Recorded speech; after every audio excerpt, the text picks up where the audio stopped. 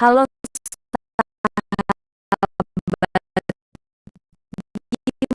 gimana kabar kalian? Kita akan lanjut cerita baru dengan judul Prajurit Terbuang episode 54, 55 dan 56 bersama Syari Kritter. Jangan lupa like, komen dan subscribe. Terima kasih. Bersambung, lanjut episode 54. Berikan aku 1 miliar. Bagaimana mungkin Gracia tidak terkejut mendengar apa yang dikatakan oleh Siren mengenai orang yang memiliki unit apartemen terbaik dengan harga termahal serta pemilik perusahaan Mediterania Land yang merupakan perusahaan real estate terbesar di kota AC. Gracia pun menggeleng-gelengkan kepalanya dengan keras. Dia tidak perlu menunggu jawaban dari Siren dan langsung memutuskan jika apa yang dikatakan oleh wanita di hadapannya itu hanyalah bualan semata. Itu nggak mungkin. Aku tidak percaya, ucap Gracia dengan suara yang sedikit tinggi. Siren mencondongkan badannya sambil menatap kedua mata Gracia. Lalu dia berkata, lebih baik kamu temui dia dan minta kejelasan tentang semua ini. Bagaimana mungkin kamu diperlakukan tidak baik selama menikah dengannya? Setidaknya jika dulu dia tidak memperlakukanmu dengan baik, maka kali ini kamu harus meminta kompensasi itu. Jangan lupakan juga tentang harta Gono Gini. Gracia langsung menarik napas dalam-dalam hingga membuat dirinya duduk dengan sangat tegak. Benar juga apa yang kamu katakan. Baiklah kalau begitu aku akan langsung menemuinya, kata Gracia. Setelah mengatakan itu dia pun berdiri dan bergegas keluar kafe untuk menemui Elang. Tadinya dia berniat untuk mengunjungi perusahaan Mediterania Land tapi ternyata dia malah menemukan Elang sedang berjalan keluar pintu lobi apartemen. Kesempatan ini tidak disia-siakan oleh Gracia. Dia pun langsung berlari untuk mengejar Elang. Elang, panggil Gracia. Elang yang baru saja mengambil helm yang diberikan oleh Jody langsung menoleh ke arah Gracia. Dia tidak terkejut melihat Gracia ada di hadapannya karena sebelumnya dia sudah bertemu dengan Judith di apartemen ini. Gracia, ada apa? Tanya Elang dengan Gracia melihat orang dari ujung kepala sampai ke ujung kaki. Dia tidak melihat ada perubahan mencolok dari pria itu. Tidak ada tanda-tanda jika Elang sudah berubah seperti yang disebutkan oleh Siren. Ekspresi yang datar saja, yang membedakannya hanyalah pakaiannya yang baru.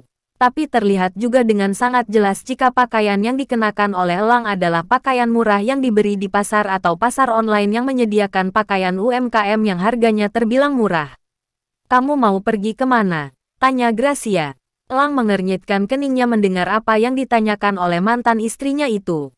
Pasalnya selama ini Gracia tidak pernah bertanya kemana dia akan pergi.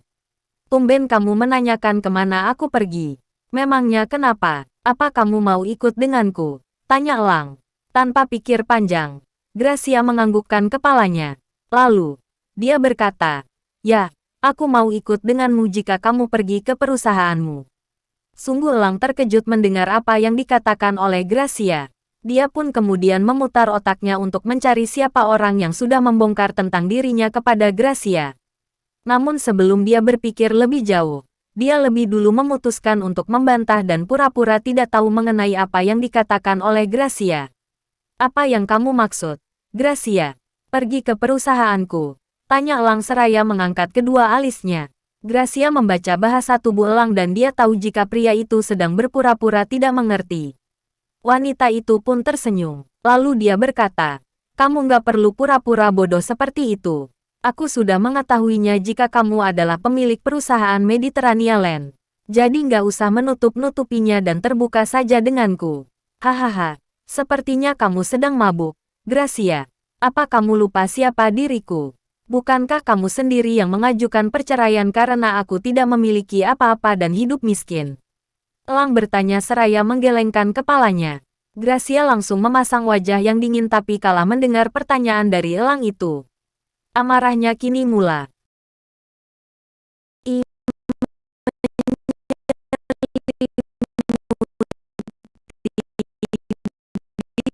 Dirinya, aku tidak mengerti mengapa kamu selama ini berpura-pura miskin. Kenapa kamu tidak mengatakan sejak awal kalau kamu adalah pemilik perusahaan Mediterania Land? Apa kamu memang mau berniat untuk mempermainkanku? Tanya Gracia dengan ekspresi wajah yang begitu kecewa. Kini Elang yang tersulut amarah ketika mendengar pertanyaan dari Gracia. Dia tidak terima jika dirinya dikatakan mempermainkan Gracia. Apa yang kamu katakan? Aku mempermainkanmu. Jika aku mempermainkanmu, aku nggak akan kerja keras banting tulang dengan bekerja di tempat-tempat berbeda selama hampir 20 jam. Aku akan ongkang-ongkang kaki saja jika memang berniat untuk mempermainkanmu dan membuatmu hidupmu menderita. Tapi aku memilih bekerja keras untuk mencoba membahagiakanmu. Ucap Lang, membantah apa yang dituduhkan oleh Gracia. Namun yang ada, aku selalu mendapatkan penghinaan di tiap harinya dan malah diselingkuhi olehmu. Apakah itu yang dinamakan mempermainkanmu? Lanjut Lang. Gea menatap kedua mata Lang dengan tajam sambil berkata, bagaimana kamu tidak mempermainkanku karena kamu berpura-pura miskin dan ketika bercerai denganku kamu malah menunjukkan hartamu. Unit apartemen terbaik seharga 250 miliar kamu beli dengan mudahnya. Bahkan kamu memiliki perusahaan Mediterania Land. Apa itu tidak mempermainkan aku? Lang terdiam. Dia sangat heran kenapa Gracia bisa mengetahui latar belakangnya saat ini. Karena membantah sudah tidak ada gunanya lagi. Maka Lang pun berkata yang sejujurnya kepada Gracia. Sebenarnya ini adalah hartaku sebelum aku kehilangan ingatan 2 tahun yang lalu. Jika aku tahu, aku memiliki harta sebanyak ini, aku juga tidak akan menyembunyikan padamu. Sudahlah lupakan saja. Bukankah aku juga sudah membelikanmu rumah dan juga mobil? Seharusnya itu sudah lebih kata cukup, kata Lang. Gracia terbelalak mendengar perkataan dari Lang. Lalu dia berkata, apa maksudmu? Rumah dan mobil butut itu sudah lebih dari cukup. Apa kamu sudah gila? Lang menoleh ke arah sekitar sambil menarik napas dalam-dalam. Setelah itu dia mengembalikan pandangannya kepada Gracia. Cukup atau tidaknya aku tidak peduli. Bukankah kamu dan ibumu juga tidak peduli dengan aku selama 2 tahun itu? Memangnya aku pernah diperlakukan dengan baik oleh kalian? Enggak, Grace. Yang ada aku malah selalu dihina oleh kalian dan dianggap sebelah mata. Perjuanganku pun tidak pernah kalian anggap. Bahkan sampai saat ini kamu nggak menghargai pemberian dariku. Setelah mengatakan itu Lang membalikkan badannya. Dia berniat untuk meninggalkan Gracia karena dia pikir tidak ada gunanya berbicara dengan wanita itu. Ayo kita berangkat. Jody, seru Lang. Jody yang di wajahnya terdapat beberapa perban, menganggukkan kepalanya. Lalu dia pun menghidupkan mesin motor tuanya. Tunggu dulu. Lang, seru Gracia seraya menarik tangan Lang. Tanpa melihat wajah Gracia, Lang bertanya, ada apa lagi? Aku rasa tidak ada yang perlu dibicarakan lagi. Berikan aku 1 miliar, ucap Gracia dengan begitu polos tanpa merasa bersalah sedikit pun. Lang terkesiap mendengar apa yang diucapkan oleh Gracia yang meminta uang dalam jumlah yang sangat besar. Pria itu pun berkacak pinggang dan kemudian membalikkan badannya. Dia menatap wajah mantan istrinya itu yang terlihat begitu santai. Atas dasar apa kamu meminta uang sebanyak itu? Tanya Lang. Tentu saja sebagai kompensasi atas dirimu yang memperlakukanku dengan tidak baik selama menjadi istrimu. Jawab Gracia dengan suara yang tenang. Hahaha, sontak saja Lang langsung tertawa dengan terbahak-bahak. Mendengar jawaban Gracia itu. Kamu emang udah benar sudah gila, ucap Lang seraya menggelengkan kepalanya. Gracia mengangkat kedua bahunya, lalu dia berkata, semuanya kembali kepadamu. Jika kamu mau identitasmu tetap tersembunyi, maka berikan aku uang itu. Tapi kalau kamu nggak mau ngasih, jangan salahkan padaku jika informasi tentangmu persebaran ke seluruh penjuru kota. Bersambung, lanjut Ep.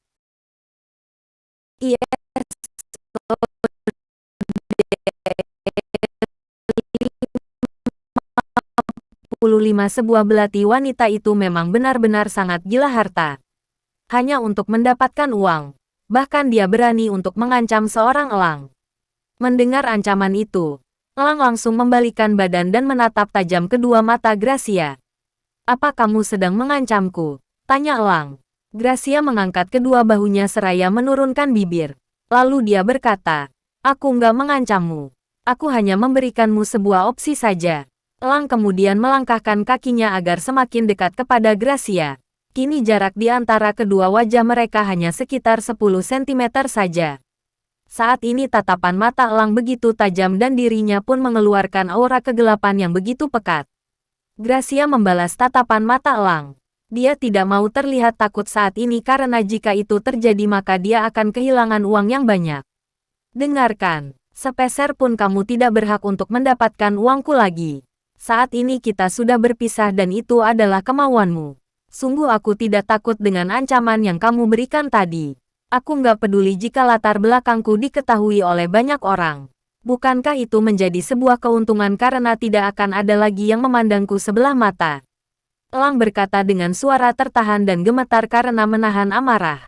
Boom! Apa yang dikatakan oleh Elang membungkam Gracia. Kini dia tidak bisa lagi berkata apa-apa karena ternyata orang tidak takut jika latar belakangnya dibongkar. Tadinya dia akan menggunakan nama Gea untuk bisa membuat Elang mau memberikan uang yang diminta olehnya. Tapi setelah dipikir-pikir, dia mengurungkannya karena jika Gea mengetahui siapa Elang sebenarnya, dipastikan jika wanita itu akan mengejar Elang dan mencoba berbagai macam cara untuk Elang berbalik kembali dan kemudian naik ke atas motor. Memanfaatkan pria itu, ayo jalan, seru Elang. Jody langsung menarik gas dan mereka pun pergi meninggalkan apartemen. Awas kamu Elang, pekik Gracia. Setelah teriakannya itu, Gracia malah tersenyum. Dia memikirkan sesuatu hal yang gila demi menguasai harta kekayaan Elang. Setelah beberapa lama terdiam tanpa bicara, Jody akhirnya membuka perbincangan. Dewa Perang, aku rasa apa yang kamu lakukan sudah sangat benar. Wanita seperti itu memang harus diperlakukan begitu, kata Jody dengan suara yang menunjukkan jika dia kesal dengan Gracia. Dia memang seorang wanita yang gila harta. Apalagi jika dia tidak memiliki uang dia akan bertingkah sangat menyebalkan. Tapi sebenarnya dia adalah wanita yang baik. Ya, karena dulu aku sangat miskin jadi dia memperlakukanku dengan buruk. Mungkin saja jika aku lebih cepat bertemu dengan Emily dan ingatanku serta harta milikku kembali seperti saat ini, dia tidak mungkin berselingkuh dan meninggalkanku. Ucap Elang yang tidak mau menyalahkan Gracia sepenuhnya. Mendengar itu Jody langsung merasa bersalah. Oleh sebab itu dia pun berkata, mohon, maafkan aku Dewa Perang. Aku sudah salah menilai seseorang. Elang tersenyum. Lalu dia berkata, sangat wajar jika kamu berpikiran seperti itu. Memang jika didengar dan dilihat wanita itu sangat kejam hahaha. Jody semakin kagum dengan Elang yang bisa melihat kelebihan seseorang di balik rimbunnya keburukan yang ada di dalam diri seseorang. Dirinya pun kemudian tersenyum karena merasa keputusannya untuk menjadi anak buah Elang sudah sangat tepat. Sekitar 45 menit perjalanan menggunakan sepeda motor. Akhirnya mereka berdua tiba di sebuah rumah besar dengan pekarangan yang begitu luas. Di depan pintu pagar rumah terdapat sebuah mobil jeep berwarna hijau army terparkir. Sebelum orang turun dari motor, seorang pria keluar dari dalam mobil itu. Dia terlihat jelas sebagai seorang prajurit walaupun saat ini pria itu sedang mengenakan pakaian sipil biasa, yaitu kemeja dan celana bahan saja. Pria itu memberikan hormat militer kepada Elang yang dibalas dengan anggukan kepala oleh petinggi militer itu. Selamat datang kembali, Dewa Perang. Perkenalkan namaku adalah Aditya. Aku datang ke sini karena diperintahkan oleh Let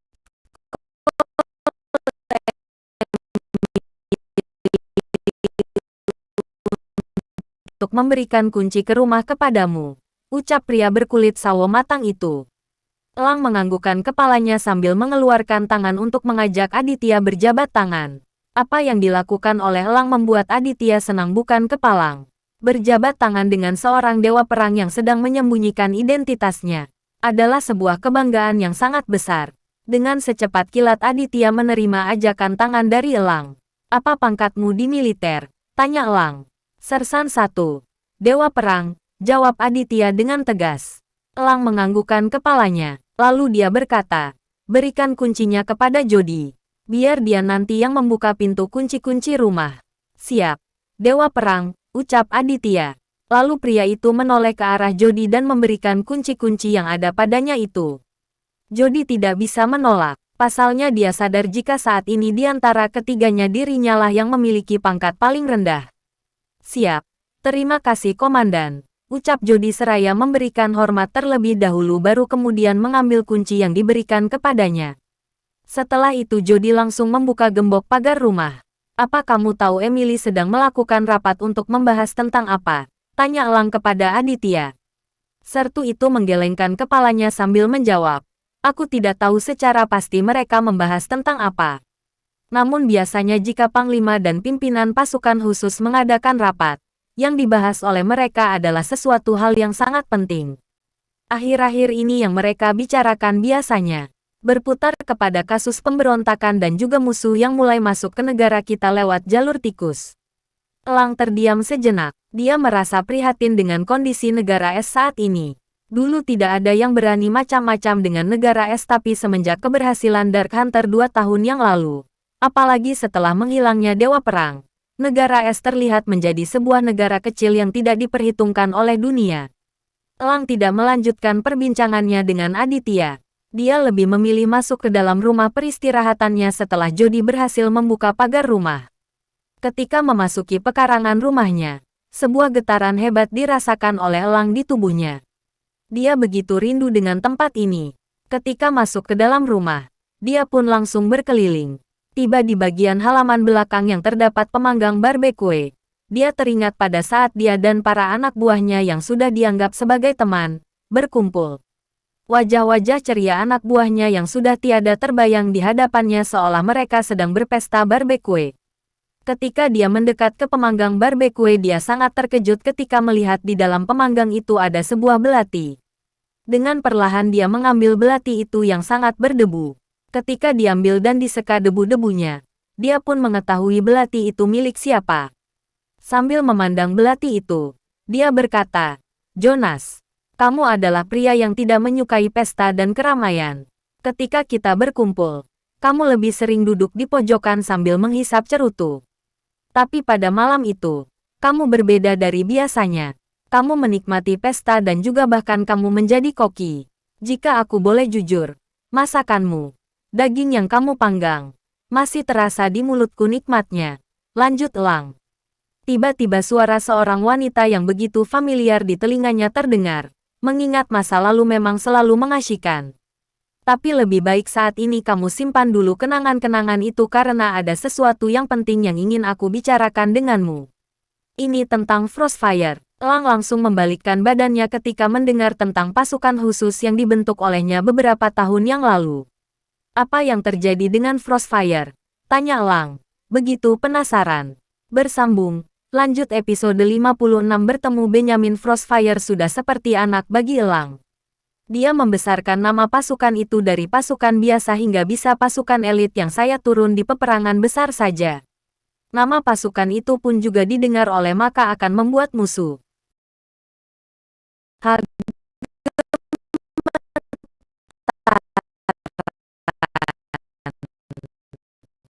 Hal itu bisa terjadi karena kemenangan 100% yang ditorehkan oleh pasukan itu dalam peperangan. Suatu hal yang tidak pernah bisa dilakukan oleh pasukan lain sampai detik ini. Emily berjalan menuju ke kursi kayu jati yang begitu indah dan kokoh. Lalu dia duduk di sana. Elang memberikan belati itu kepada Jody yang berada tidak jauh darinya. Kamu simpan dulu. Berarti itu sangat berharga dan aku akan membawanya kemanapun aku pergi. Jody menganggukkan kepalanya sambil berkata, aku akan menjaganya seperti aku menjaga nyawaku sendiri. Kemudian Elang pun melangkahkan kakinya dan duduk di kursi, tepat di sebelah Emily. Bagaimana? Apa yang terjadi dengan Frostfire? Tanya Elang. Begitu penasaran. Emily menoleh dan menatap wajah Elang.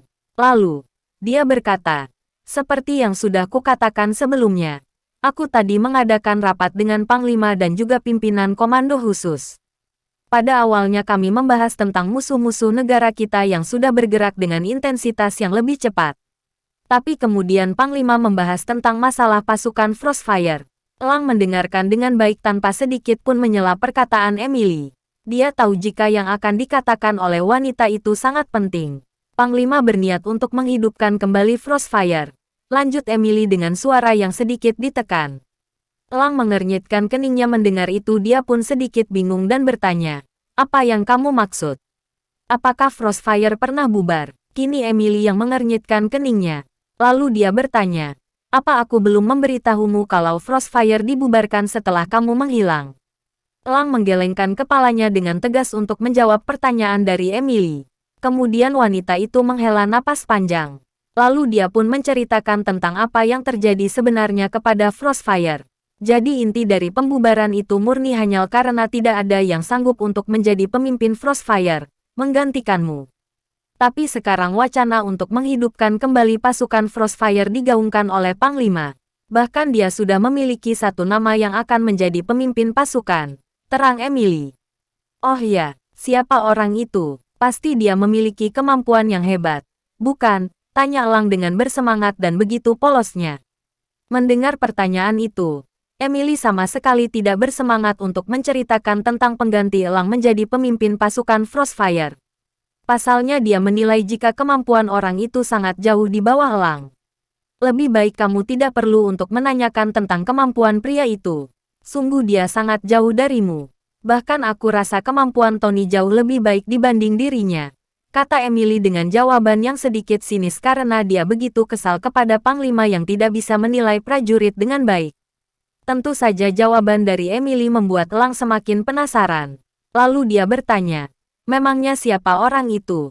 Apa aku mengenalnya? Janji jangan kaget. Ya, orang yang dipilih oleh Panglima adalah Brigadir Jenderal Nunes. Jelas Emily dengan tatapan mata yang dalam dan sangat serius. Elang langsung menarik napas dalam-dalam setelah mendengar jika orang yang akan memimpin pasukan Frostfire adalah Brigadir Jenderal Nunes. Apa? Brigjen Nunes yang akan menjadi pemimpinnya? Tanya Elang, terkejut. Mengetahui beberapa hal mengenai Brigjen Nunes karena masih muda tetapi dia juga sudah mencolok karena dapat dengan cepat naik pangkat. Itu benar sekali. Terlepas dari prestasinya yang sangat cepat untuk naik jabatan serta tidak pernah kalah dalam peperangan. Namun tetap saja aku pikir kekuatannya sangat minim. Bahkan dia hanya mengikuti 5 kali peperangan sepanjang karirnya sebagai seorang prajurit dan peperangan itu pun berskala kecil. Dia nggak akan bisa memimpin pasukan sebesar Frostfire, ucap Emily. Elang termenung sejenak mendengar apa yang dikatakan oleh Emily mengenai sosok Brigadir Jenderal Nunes yang akan menggantikannya. Sebelumnya dia pun menaruh curiga kepada Nunes kenapa bisa berkarir secepat itu.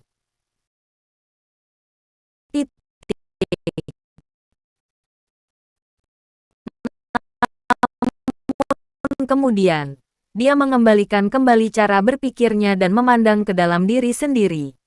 Bukankah karirnya jauh lebih cepat dibanding dengan Brigadir Jenderal Nunes? Apakah Panglima mengambil keputusan itu berdasarkan atas penilaiannya sendiri? Tanya Elang. Emily menganggukkan kepalanya sambil berkata, sepertinya dia memang mengambil keputusan itu sendiri. Karena biasanya jika ingin mengambil keputusan yang sulit, dia akan mengajak Maijen Diaz dan jenderal-jenderal yang lainnya untuk mengadakan rapat. Tapi tadi yang diajak rapat hanya Maijen Diaz dan aku saja. Sepertinya dia memang sudah menyiapkan Brigjen Nunes untuk menjadi pemimpin pasukan Frostfire. Ya sudah kalau begitu, ikuti saja. Aku yakin dia sudah memikirkannya matang-matang. Siapa tahu memang benar jika Brigjen Nunes memiliki kemampuan yang mumpuni. Lihat dulu saja bagaimana dia memimpin pasukan Frostfire, kata Elang dengan begitu bijaksana. Emily terdiam untuk beberapa saat. Kemudian dia menganggukkan kepalanya dengan pelan dan berkata dengan berat, baiklah, aku akan melihat terlebih dahulu bagaimana dia memimpin pasukan. Berdoa saja semoga dia memang benar-benar mumpuni. Elang tersenyum dengan sangat lebar sembari mengusap rambut Emily. Wanita itu langsung diam membeku saat awal menyentuh rambutnya.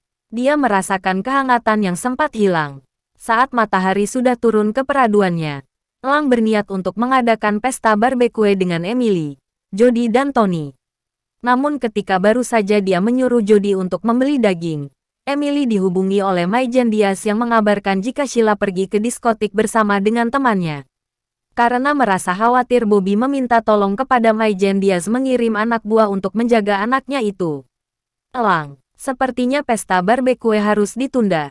Maijen Diaz menghubungiku dan meminta tolong untuk menjaga Sheila. Soalnya anak itu saat ini sedang pergi menuju ke diskotik, lebih baik kamu nyusul ke sana untuk jagain Sheila.